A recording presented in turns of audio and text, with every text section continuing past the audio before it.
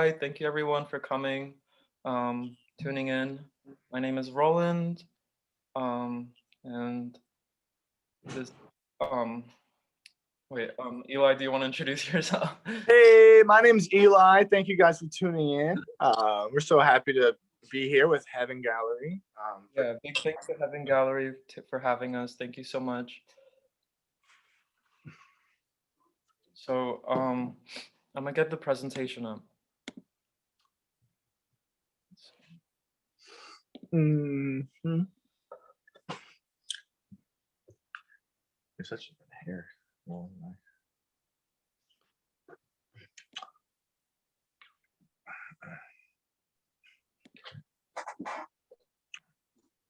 Oh. So, is it working? Cool. Um, so trying to okay, cool. So these photos are amazing. They were taken by Guan Yu Zhu. Is that how you pronounce his name? Their name? But yeah, so many thanks to him as well. This is kind of just like the beginning, kind of like first wall that you kind of like walk into, like stepping into Heaven Gallery. Um, so everything on the wall is me, and all sculpture works are Eli's. Do you want to talk a little bit about this, Eli? Like this um Talk photo about or just the work project? that's right there, or just like the vibe of the show, or what do you I want? guess How do you want to start? yeah, we're just gonna keep it super casual. All right, cool, cool, If you have cool. questions or anything, just like throw it there and then we'll, answer them. Um yeah, is there anything that you want to like mention about this photo or like the what like this little section right here? I think we could talk a little bit about um, maybe our history that we have together and how like that came to kind of produce the works that are in the show, like specifically the ones that are right here, but just how we had bumped into each other a couple of years ago at another art show, and then met at a coffee shop, and we're kind of like exchanging photos of our work and talking about like the potential of having a show. And Yeah, and and that was that, like 2 years ago, right? Like that was yeah, like um yeah, because the show got pushed back because of the pandemic and everything. Um but yeah, I first met you at Congruent Space and you had a show up there. Was that a solo show or was that like no, a that was a show. That was a show that I had with a good friend of mine, Liam Wilson. And that was just, he had done some illustrations for that, and I had done sculptures. And you kind of just like bumped in off the street, and we were talking about one of the like the bowl sculptures that was making, yeah. and just that you really like the colors and that you were working with colors yourself. And I was like, oh my god, I'm so into colors. Like I'm such a color geek. And yeah, kind of like the snowball started to roll a little bit there, in terms of like exciting and momentum for having us like link up and be able to make something together. But I think that I think we should go through the pictures a little bit Sure. and kind of just like show the whole thing, and then we can kind of go back and then retrospectively talk about like the ones that we think are like the ones that, I don't know, are the most interesting for us to talk about. But yeah, I also think that the space, having gallery itself, is like such a perfect space for like just the amount of work that we had. Like it complements it so well.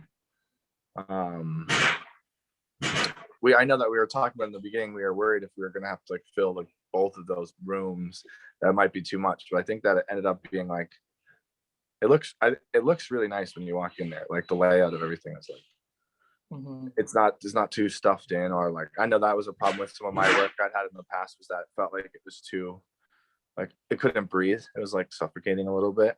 But like, I don't know, even from these photos, that these are such great documentation that you can tell like it really works. It's a nice flow of stuff when you walk in there. But all right, I guess I can talk about that big one to start, and then we can kind of move around from there. Cool. So that big sculpture in the in the middle there, Oh, is it too loud with the stuff going on in the background? No, you're good. Okay, cool. We got some people doing some stuff here. I'm at the Chicago Makerspace right now. For anybody that's wondering about what I'm talking about, it's just like it's a small business that I run. We have like a wood shop and a metal shop, and people can rent studio spaces. So if you hear any like workshop sounds, that's what's going on in the background. And you should put a link to your website at some point too. Oh yeah, I definitely will. Go check it out. That's a great idea. And so yeah, so this piece in the middle was kind of like I was really interested in material manipulation and trying to get pretty much your basic building material like a 2x4, which I have a lot of at the makerspace, and I was taking those 2x4 scraps and doing this thing called stack lamination, which is where you pretty much stack them on top of each other with glue. And then I was taking those laminations and carving them down into like the shapes that you see on like the bottom piece. So those are all actually like 2x4s that have been glued together and then either treated with like a dye or like a stain on the outside to give them that color, or in other cases just left with like some paste wax to like get the natural color of wood.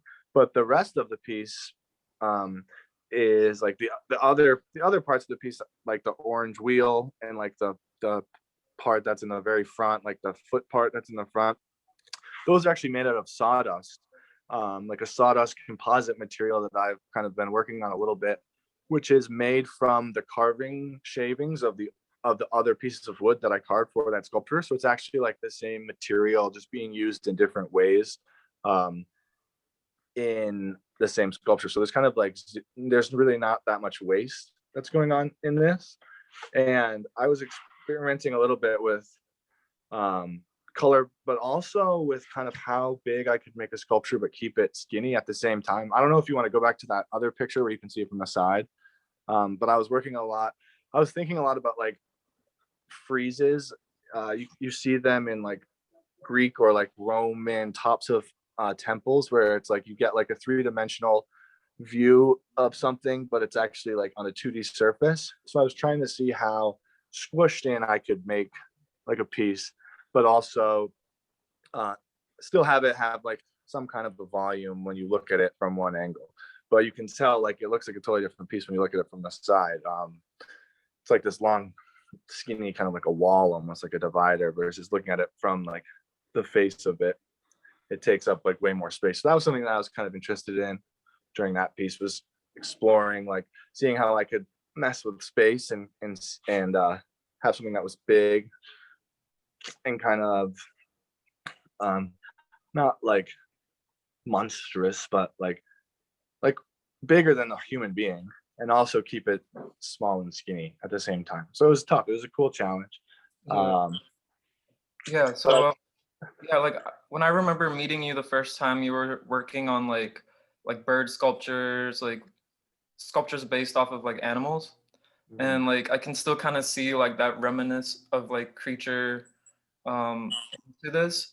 But then there's like also still something new that I see, like basically what I'm trying to get at is like, how did you get to this point? And it seems like it's more about like mobility, and like because you put some like reference to like wheels or like some movement to it.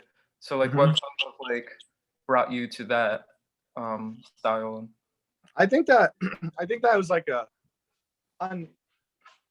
natural kind of evolution in terms of like seeing, like I was experimenting a lot when I was making those animal sculptures with being able to replicate parts of nature, like say for instance like a bird's wing, or like a lion's like back leg, and try to like replicate those like specific parts of nature, but like through found objects or through like pieces of material that I had like manipulated into making kind of look as much as I could like that. And that kind of experimentation and practice of trying to like replicate natural things with unnatural or like man-made objects or like trash pretty much kind of led me down a path where I was more interested in creating kind of like, if you go to the other picture where you can see it from like the front, like I was interested in creating like a moment where where like in your imagination this thing might take a step or like be able to move, even though it is like static and like stoic and won't go anywhere.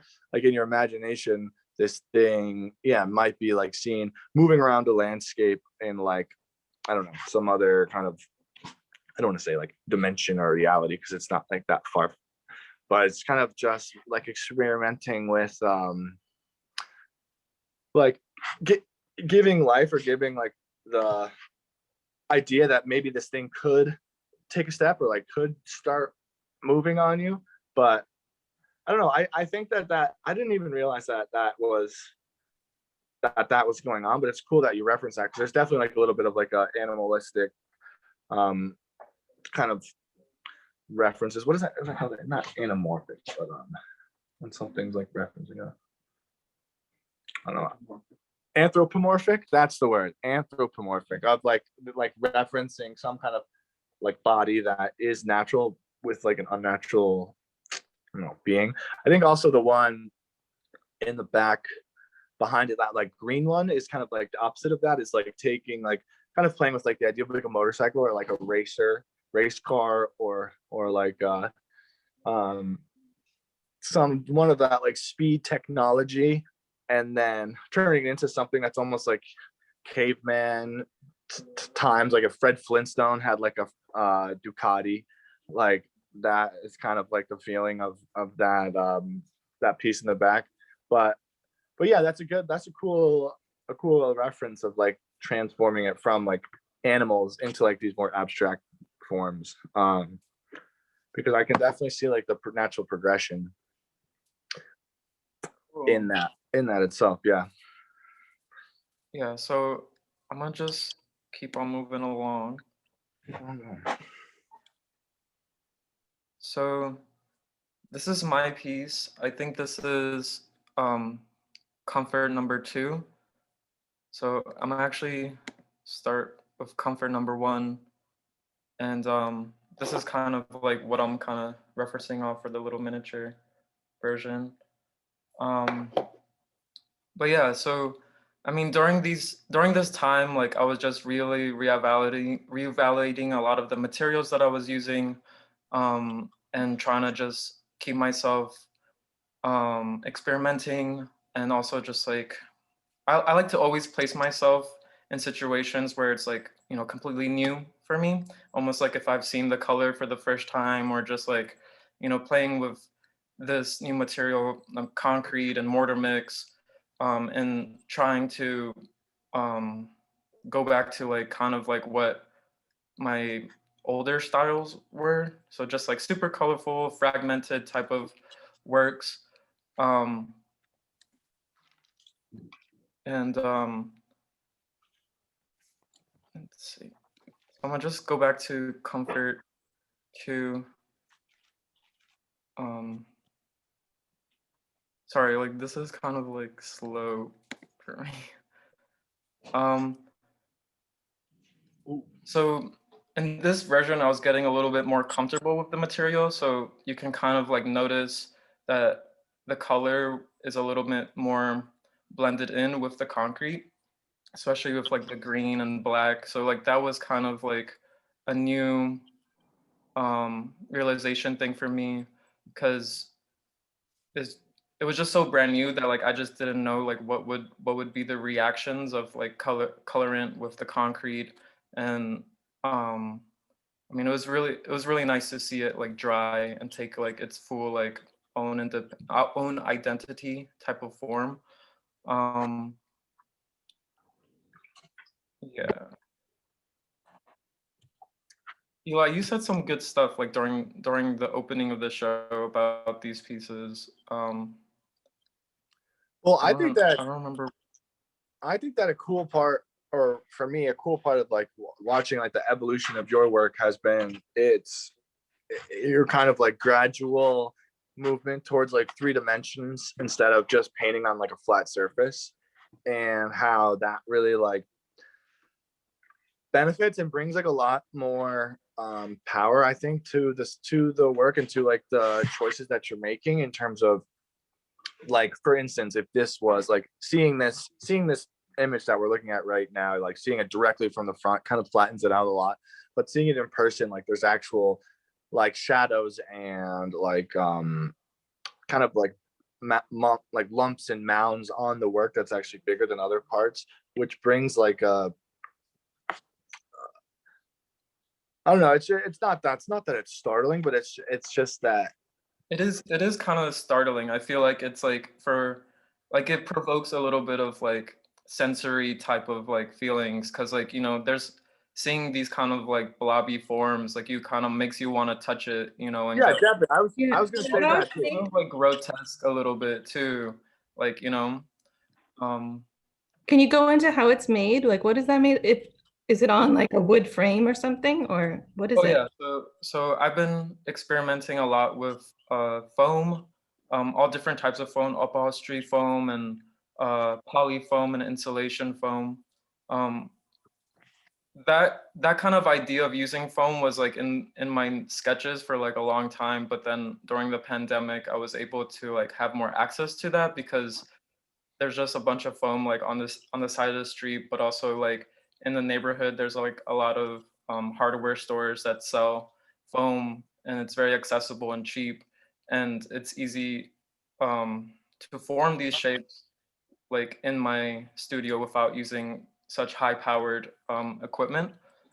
Um, so I layer a couple of foam pieces on top of a stretcher, and then I bind it with like a silicone, and then I use concrete to shape out these little pieces, and then I'm kind of like using it like kind of like in I don't know, while I was like working with it, it's very sensory, and then like that's why like it kind of like shows that too.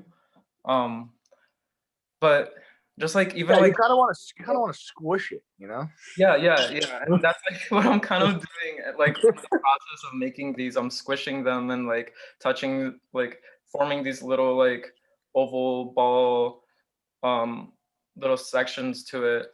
But which that like kind of like hit me and like made me kind of remember of times like when I was working with my grandmother in the kitchen and just making like little tortilla um little dough balls. um but yeah, yeah. So is it really heavy? It looks, I mean, it does sort of give the look that it's lightweight now that you're talking about the foam, but you said it was cement. So is it really heavy or is it just a Yeah, lot? so these pieces can get heavy. I think the heaviest piece in the show right now it's like about 15 pounds or like 10 pounds or something like that. Um, but yeah, but because of the concrete, it does like get super heavy. Um, so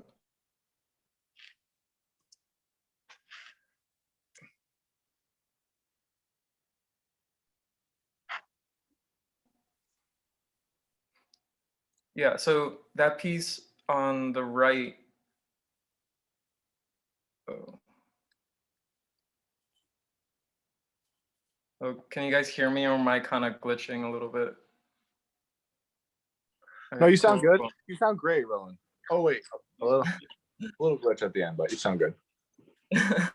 Cool. So like this piece right here, to the right called Chasing Balloons is like about 10, 15 pounds because of the concrete and but it's still using foam and what I kind of did with that was like I kind of dug out like a hole and just like filled it in with concrete and then kind of like um started pushing the concrete towards like the side so that's kind of like that's why it kind of has like that little bit of like shape. And I think what it was very intriguing for me is like working on surfaces that kind of like give me a little bit of like resistance to apply to when I'm applying the paint to it.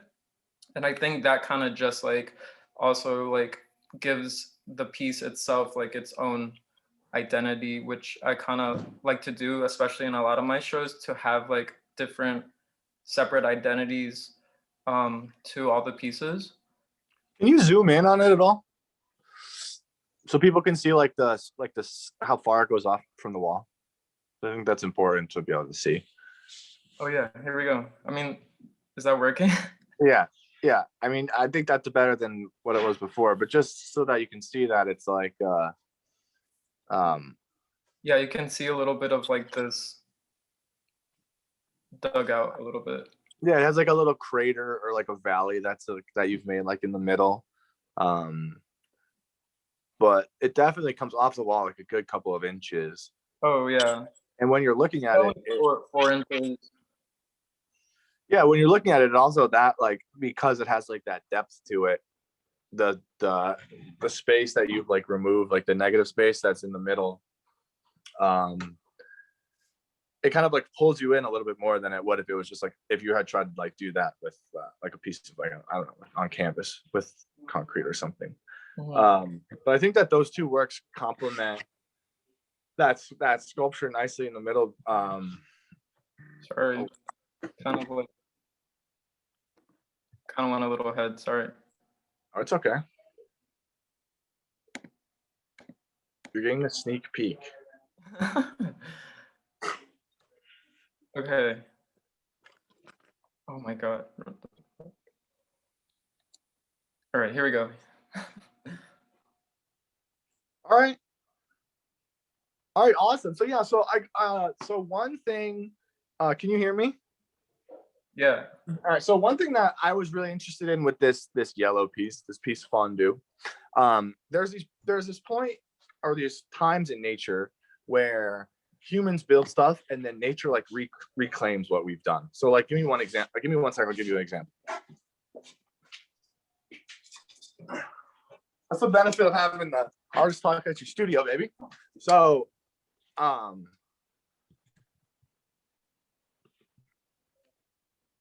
can you see me? Yeah. So like see this for instance. So like we're like a chain link fence where like a tree grows around like a chain link fence. Like that like part of nature, that like moment. I thought that was really interesting. And always kind of caught my eye.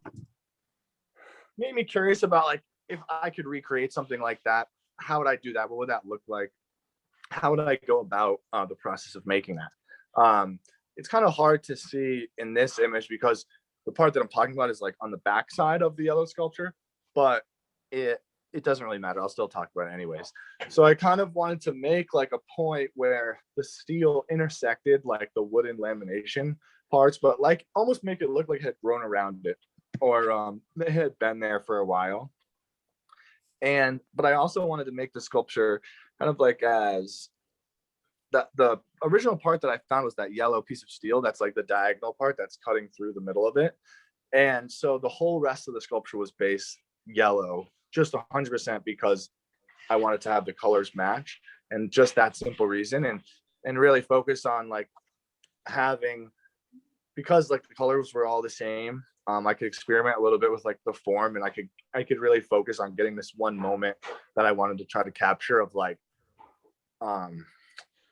pretty much me faking a moment that happens when like nature reclaims like human things that are made.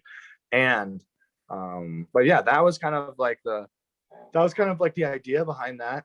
And also to have it be sort of right in the same scale as like a human being, or like a young human, like a teenage person, because this was like earlier in my, I guess like journey of like figuring out like these kind of sculptures, like these biomorphic kind of abstract wooden forms that I've been carving, like pretty much all the sculptures that are in the show right now. This was like the start, one of the earliest ones that I made. So I wanted to make it small, but bigger than Peanut, because Peanut was the first one that I made. Yeah, so we can talk about that one later though when we get there. yeah, so how do you start like thinking about like this? Do you like start like with a sketch, or is it just kind of like putting things together and seeing what works, you know? I started with kind of like scavenging around the city and collecting objects that are interesting to me, either because I have like a certain color palette that I'm looking for to try to collect, or like I just see whatever, that yellow piece of steel, and I'm like, oh man, I gotta grab that. Like that's like a go-to. I know it's kind of like a crazy notion for people that just like maybe aren't found object sculptors, but like there's a lot of good treasure out there if you keep your eyes open. A lot of it looks like trash, and it's usually with trash, but you gotta be able to like pick out the good stuff. Kind of got me in trouble a little bit though, because if you start just like collecting junk and stuff, you'll start collecting junk. So right now I have to go and sift through my collections outside because I have like a little hallway full of stuff that needs to get looked at, but that's a problem for another day. But yeah, the process is kind of just like exploring around different parts of Chicago that I haven't been to, or that I know to be like industrial areas where stuff gets left behind, or like there's parts of things that are broken that don't get cleaned up, and just going over and scavenging those, and then kind of figuring out like I'll have like moments that I'm trying to capture and then trying to recreate those. That's like a lot about what this work is doing. That abstraction of it is nice because it lets me kind of focus on the moment that I'm trying to recreate instead of like making it be something. Like that was a big question that I had with a lot of the pieces at the work, like, oh, what is this? What is that? Like, what did you make? And it's kind of a hard question to answer because a lot of the time it isn't about the physical thing that it is, but I guess the challenges that I'm trying to overcome when I'm making it, if those are technical challenges or like color challenges or just like experimentation with form, that's more about like what I get out of it. But it's interesting because at the end of the day, people want to know like what is it, like what did you do? So that was a cool experience for me to have, and something that's going to like influence the next series of works that I make. But that's a surprise, baby. That's for down the line. But yeah, I think we can move on. I think that there's some other stuff we can talk about. We can talk about, I guess, whatever next on the slideshow. But I have some stuff that I want to talk to you about in your work that I'm curious about. But we get there when we get there. Yeah. So I guess right here we have a little bit of a closer look at Racer. Is there any stuff you want to mention about this? Yeah, that's Fred Flintstone's Ducati right there. So that's what I was talking about when I was saying like that was like my inspiration, was trying to create like a cool, sleek instrument of modern day human travel that maybe would be used by like old Neolithic humans. There's also like a part of that where there's like a crushed gas tank and like some tubes that are coming out of that. And I thought about kind of this idea that maybe somebody had found this or dug this up, and this was like, I don't know, some I don't know, some ancient whatever speed bike or something. Yeah, I like that idea of like something prehistoric, but also like bringing in like the idea of like a futuristic technology to it. Mm-hmm. Like what if like they did like ride around in Ducatis, like cavemen did ride around in Ducatis, or had some sort of form of like luxury item like that, like. Yeah, I think it's fine. I think I'm along the lines too, but I also wanted to like make it kind of inefficient. Like there's only one wheel, like the back, like you would have to kind of carry this thing with you if you wanted to do it. It's more like a leaf blower than it is a motorcycle. But at the same time, it's like still kind of that idea of like playing with, like you're saying, like bringing like a cool modern technology like to the past, and then like rediscovering it, like that, like to have it be kind of a little bit beat up, and the backside is like all like crumpled steel, so it's like definitely has seen some wear and tear over the years. And but yeah, the front of it though is another one of those examples of like the sawdust that's made from the collection of like carving that long like middle piece of wood. Like all of that has then been mixed into like a dye, and like a powder kind of pigment gets added to that, and then I pack it into a mold to make that like green wheel in the front. That's pretty dope. Yeah, I was about to ask like how you're getting like the color. Like, are you mixing it in or like applying it afterwards? Yeah, it's kind of like baking. You mix like the wet with the wet and the dry with the dry, and you do like, to make the sawdust, you do like a mixture of wood glue, water, and then if you're adding any dye, you put the dye, like your liquid dye, into that, and then you add sawdust, and then the stuff called what is it called?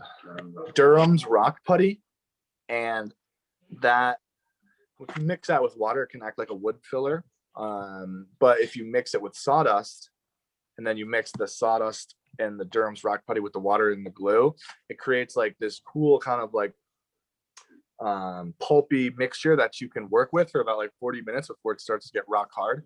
So it's really cool material because you can like free build with it, like the same way you would build with like clay, but you could also like pack it into like a mold or pack it into like kind of like a space, and it'll harden there and dry there. And then afterwards, it's kind of just like wood. You can carve it down, you can sand it, you could paint over it. There's a lot of possibilities. But for this specific like collection of work, I was working a lot with just using the sawdust as sawdust, but then adding just some colors into it so that it was still recognizable as sawdust, but there was like a second kind of look because you're like, whoa, why is it green? Why is it red? Like it's normally not like that. Just playing with that a little bit with the color. Cool. I'm gonna move on to the next slide.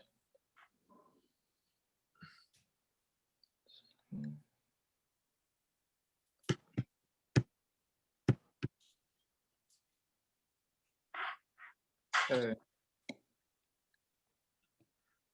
Yeah, so we're here at your chair. So we're here at your chair. Bum, bum, bum. Is that the full picture of it? It looks like somebody chewed up a Jolly Rancher and spit it out. I think it's zoomed a little bit in. Just show the miniature one again. Okay, true. Got some Yeah, thinkers. sorry, super slow on my end. So here's the chair. You can see the seat of the chair in that image that Roland has. But this is a 3D print of the chair. It's pretty much exactly the same as the one that's in the Haven Gallery right now that those two wonderful women are sitting in front of. The piece is made out of 2x4, so it's the same exact process. It's all stacked lamination, but this time I wanted to make it so that the back side, so that it was like all the other pieces are solid, and I wanted to make this one hollow. So I had to like figure out that challenge of creating kind of like a system of U's that would stack on top of each other, and then carving those like U's into like the chair that you see right now. And then it was cool. I had to like research some stuff like what's the proper back angle. It's like 110 degrees. Like how high should the seat of the chair be off the ground so that it's like comfortable for like the average person to sit in. And then I made it, I think, like a little bit smaller than that, so it could be a little bit more loungy. But kind of working with one single color for the entire piece, almost like it got dipped in it instead of painted. And yeah, the challenge in that work was just to create like a piece of work that was right in between the line of like a sculpture and like a functional object. So like something that could be sat in, but also could look nice in a home, just as like an object itself. And yeah, and the color is popping. If you go in there, it's like, ooh, it's good. So is that like something that you see yourself like working more in the future, like more functional objects? Yeah, I like to dabble a little bit in that space of like having something that can be a functional object, because I think that in terms of like what people would actually like want to have in their life is like, yeah, of course everybody would like to have like some beautiful art. Oh my god, this is a great like demonstration that we're getting. I don't know if you guys can see the Heaven Gallery feed, but this is a prime time stuff, so you don't want to miss out on this. But yeah, I think that right along that line of like in between like sculptural object and like functional object is interesting for me to play with, because this one I kind of kept myself strict rules of like having like the back angle be correct and like the height be right, and like still having it like there's like a little cutout for like your butt to sit in, like there's like little butt cheeks that you can like line up with, so it's like comfy when you go in there. So it's still kind of like playing it safe a little bit in terms of like all of like the checklist things that would make a chair, but in terms of like the look of it, of having just like a straight line in the back, and having it be like skinny and like fat on the bottom is like I think a little bit different. But yeah, these will be available if you come to like the last opening weekend. You can check these out. They cool as just like something on your table, maybe also some earrings. Who knows, you know, kind of up for whatever people are thinking. But yeah, I just wanted to get those, just that little view right there, I think is cool. Thank you to whoever said to use the smaller object, because that was a great idea. But yeah, I think we can move on. Should we talk about one of your paintings, like one of the ones that has like the hole in it or something? Because I think that that's interesting for you. I think that was a big leap. Yeah. I guess we can talk about like the whole piece that's in the center between the two colored pieces. Okay. So you can kind of see it right there.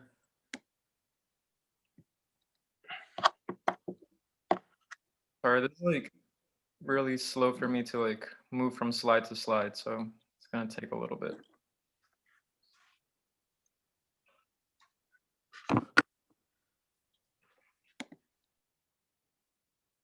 All right, here we go.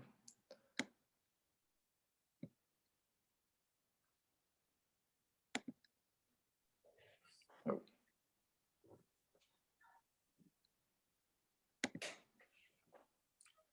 Beauty. Okay, cool.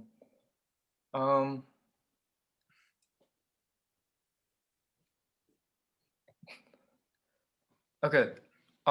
Yeah, so with this piece, I was just, again, putting myself in new situations of discovering and searching, messing around with new materials. So the whole idea was just another dimension that I wanted to explore. I was working on Chasing Balloons, which has that little bit of a dugout in itself before working on this piece. So that kind of just like was the first round of me experimenting with the idea of like cutting out a section and making a crater as like part of the surface. Did you make this piece after you pushed the mud or the cement away in that other one? Yeah. So this is like the next evolution. Okay, cool. That's what I was hoping for. Yeah, so like the way that like you walk around the space too is kind of like showing a little bit of like the evolution of me entering into to like this space. Yeah, so I think with me, I think it's always about like how the audience is gonna kind of like move around and with their eyes, like with the piece. So like I like to add like little things on the side, and then also like its texture itself already too, like the same way like it for me, like it gives me a little bit of like a sort of kind of like sensation to it. Is that terry cloth? Yeah, so this is terry cloth.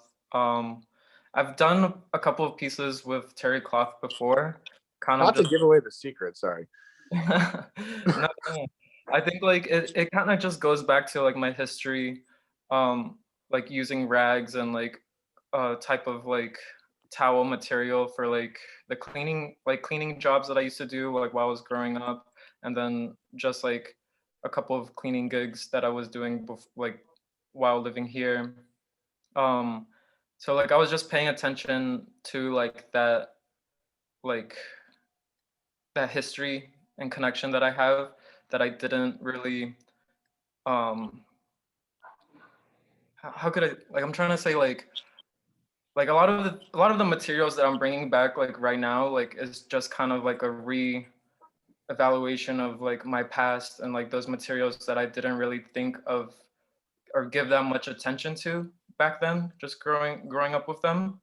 So I'm kind of like bringing back those cleaning materials, those construction materials, and just like low cost, accessible materials that I used working in construction with my family, and kind of like elevating them to this space of like a gallery space, or like like to just kind of like use them as like the prominent like subject matter of like a lot of my works. Yeah.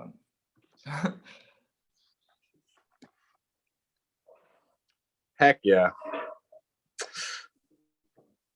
Yeah, I think that giving them back their like due justice, and like elevating them to being like kind of like there where you got your what am I trying to say, like your, not your hardworking attitude, but like you kind of like you were working your ass off during that time of your life, and now those materials were only seen to you kind of in that sense of like they were kind of like only being able to be used to like perform a labor, but now you're like glorifying them almost and like giving them that respect back. I think that's really cool. Right. Yeah, so this piece is titled Ghost in the Drum Machine, which is again exploring like the space in between, or in the middle of the piece. And I think like a lot of my work is just like hinting to the surrounding environment of a gallery space or like a home. Like I kind of want to always keep that relationship with like with the home or like the space that surrounds like the piece. Yeah. Do you have any questions about this piece, or like what do you Well, I think that this is the first piece that you've used like negative space as something that is actually in the work. And you're kind of like you're taking like the like ripping out the center of the piece and having, you know, having people kind of make people think about like, all right, is this a painting now? Is this a frame? Is this a sculpture? Like, what is that? Like, it's you're calling it a painting, and it definitely is. But I think that you're kind of blurring those lines a little bit, which is cool to see, because you talked about how the way that the work is set up in a gallery is kind of like a timetable of your experimentation with your materials. And if this is like the end of the page of like the end of the timeline, then it's cool. It's like you're starting now to take those steps to where like you're asking questions not just about like the materials that you're using and the surfaces that you're using, but now like you're asking questions about like the space that you're filling up, and where do you need to have your work being like in that space. Like doesn't have to be obviously on like a square or even like a rectangular shape. Like now it's like I don't know, kind of like I'm excited to see like the next progression now. Like this is like Yeah. that's a thing that I'm curious about. And that's the same thing that I'm curious about, like, you know, finding and searching with these new materials. It's all about like the space within like within a gallery or like within a home, and just like the way that like the foam material just allows me to do that like in a kind of like fast type of way, like allows me to like be able to work with multiple pieces like during like one length of like a timeline. How are you cutting this? Are you doing this by hand, or are you using a tool, or how are you making this? So a lot of this is just me just chopping away using like a blade when I was first doing it, and then when you mentioned like I could use like a foam cutter, that's kind of like made it like a lot easier. But yeah, but I like the idea of like me as an artist like giving myself like challenges during the process of like creating and making.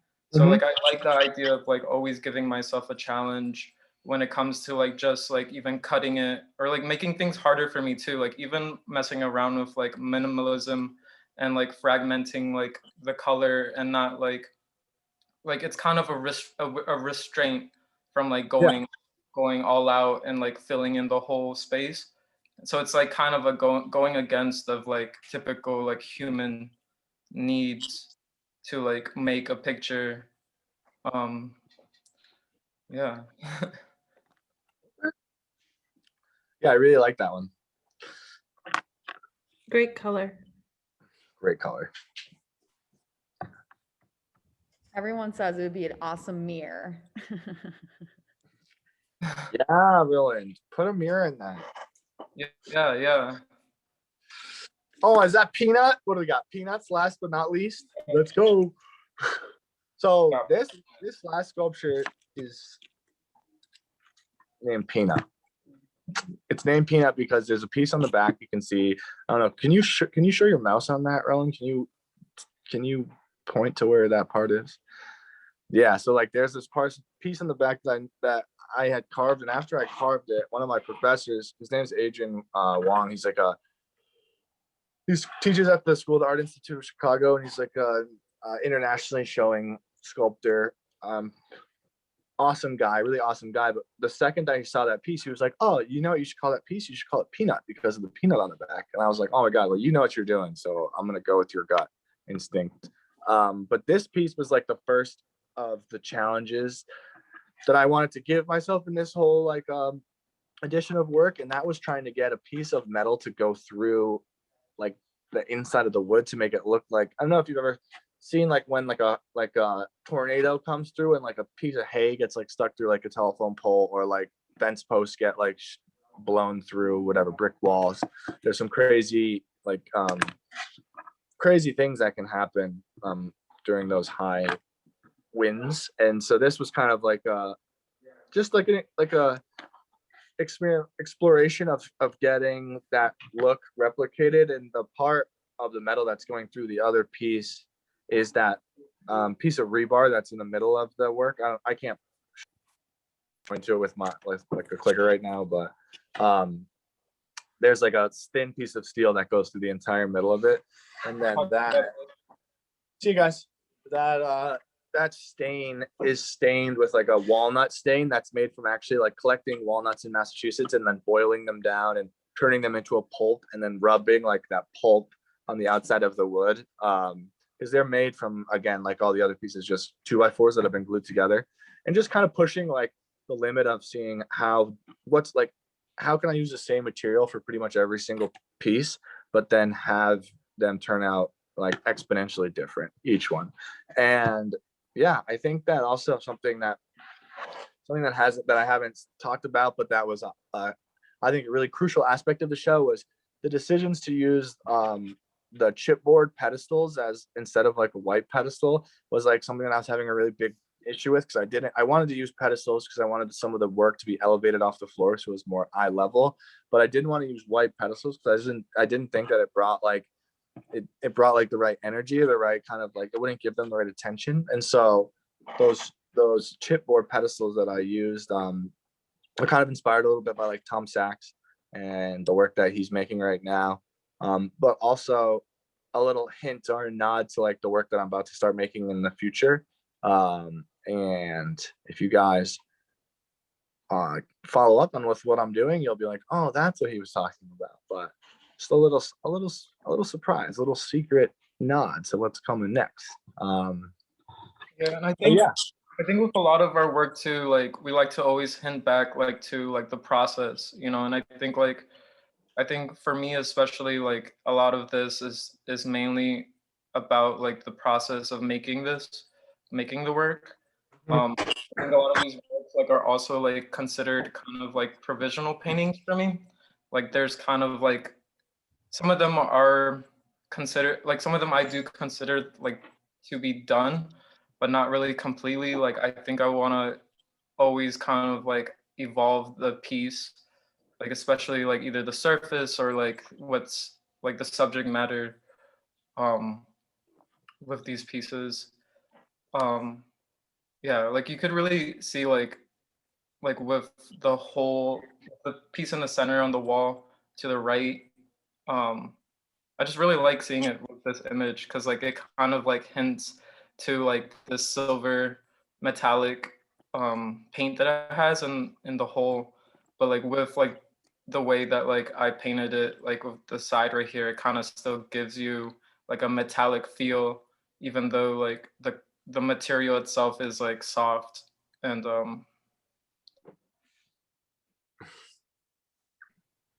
I have a question. yeah. So the large painting that you made, Roland, the colorful one, where did that outline shape come from? So there's like a strange shape that you made. I'm just curious, was that something that was just improvised, or did it come from, did you start from a certain shape and it moved forward from that? So with that large piece, I started off as like a sketch. I like to draw like a lot. So like a lot of these, like a lot of the colorful pieces that I have like start off as like little notepad sketches. And then it kind of like is a reverse when I start working on it as like the wall sculpture piece. Like I really focus on trying to make like the outline shape of whatever I sketched, and then I fill in the middle with the colors. Yeah. So like so it's it's like coloring, like doing the mark making and then finding its like form by like outlining like the color, the the colors. So the color came first? Uh when I initially like sketched it out, but then the shape comes in, like the shape comes in first when I'm making the actual sculpture piece. Yeah. So it's like pretty intuitive when you're working. You have like a little bit of a plan, but you're also letting your kind of your intuition and like your artistic flow kind of guide you a lot when you're working. Yeah, that's why like a lot of my work is embracing like a lot of mistakes and like going with the flow of the mistakes, and then I kind of like enjoy that process while I'm working, and just am open to hearing out those mistakes and like accepting them into a lot of like my works. Some people could argue that there are no mistakes in art. Mm-hmm. I don't know. I'm just saying that's argument.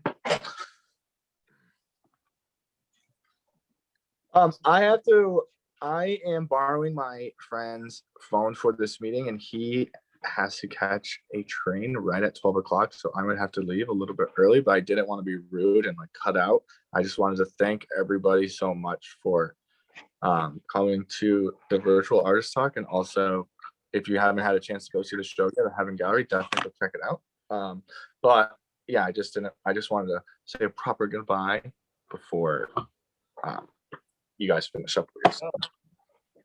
Yeah, thanks, man. Yeah, thanks for talking. And yeah, I mean, we have like one more minute. Should we just keep it going, or what do you? If anyone has any questions, thanks a lot, Eli. Yeah, thanks so much, Eli. Mm-hmm. I have a question, actually two questions, but I guess it's too late for Liam. But I wanted to make a comment and to ask a question. So Liam, since you're leaving, so maybe I could squeeze in the question before you leave. Yeah, you could, yeah. You're gonna have to wait. Regarding the Flintstone Ducati, the color of the stones and on the sort of semi wheel is green, which is color of life. So that sort of maybe contradicts, or not necessarily contradicts, but it's like lichen, live lichen on right. Things. Was that intentional, sort of life on something ancient that maybe was found in an archaeological dig, or was that just a coincidence? Oh, I see what you're saying. Kind of like almost as if it had grown around it, or had got in, like taken over the original form. I think that the intention originally, my color palette that I was working with, was I had a piece of green steel that was all beat up. That's on the back side of the work. And then I had this green like motor that was cast in aluminum that I kind of like sandblasted the motor part of it away so that it was like a silver or like an aluminum look with like there was some green on the bottom, and then going from that, the work kind of like evolved into like the Ducati itself. So in the beginning, I wasn't really thinking about having the green look like nature had like grown over or like reclaimed that idea, but thinking about how that is like a theme in my other works, I really like that connection that you made, and just because it, I won't say it's accidental because I did it, but it wasn't something that I had foresight while I was making of thinking about it, but I really like that connection afterwards. I think that's a powerful kind of idea of putting it in context to a little bit more of like, was this thing like pulled out of like a vine wall, and then like now you see like these are still like the lichen and like the other kind of like the algae that had grown around the piece itself. But yeah, that's Okay. Thank you. yeah, of course, thank you. And as I said, I have a comment and a question for Roland. So the comment is, well, two comments. One is that it's a wonderful show. So to both of you, congratulations. Thank you so much. And also, both of you need to update your CVs with this show because you don't have it on your website. Yeah. Roland, I wanted to ask you, so when we talked, I asked you about the fact that you always leave spaces in your paintings. So there is a little bit of color and a lot of open space. And you said that for you, the canvas is part of the work. I mean, it's not just a substrate. I mean, it's part of the work. And in two of the pieces that you showed earlier, the silver one and the turquoise one, it looks like you're taking it to the extreme where the canvas, quote unquote, becomes the piece. And you know, the little bit of color that you have on it, it's sort of just, I don't know, something very secondary. So Right. was that the line of thinking? I think especially now where I'm at, like with my works, I'm definitely now thinking more as like the whole piece, it being more reacting to like the space or surrounding it. So like it being kind of like an installation type of piece where it's speaking more to like to the wall. So yeah, doing the mark making does become kind of secondary thinking with those two pieces. But yeah, I think when we first initially were planning out this show, I was making completely different types of works. I was still working on canvas and using traditional painters materials. But even then, like I was still not working like I was still accepting the canvas material and linen material as like part of the actual conversation in the work. Yeah.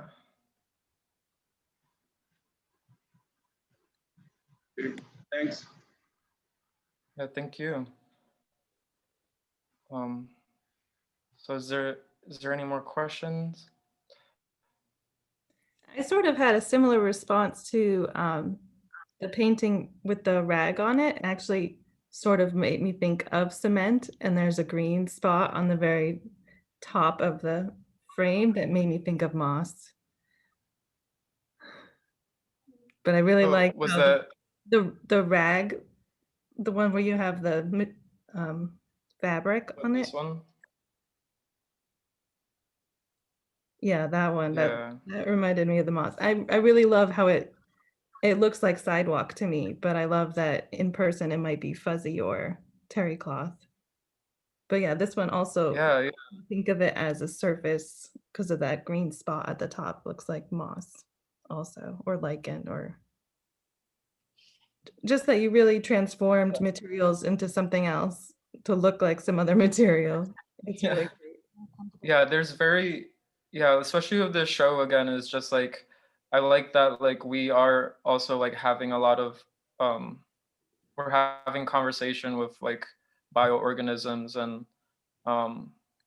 and still like keeping it, you know, just mixing those both into like our works to make it feel a little more um um like human or alive. um No, that's yeah, I definitely see those conversations on materials between the two of you is really great. It complements each other. Good job. yeah, thank you. Cool.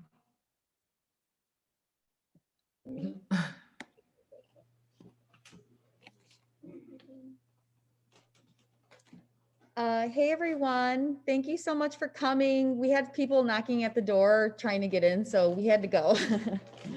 We want to Okay. thank everyone for coming, and this will be available on our link tree on our Instagram in case someone missed it. We're open today from 1 to 6 and tomorrow 1 to 5. Definitely stop by if you haven't seen the exhibition IRL. Thank you so much, everyone. Thank you so much, Heaven. Thank you. Bye. Thank you. Bye.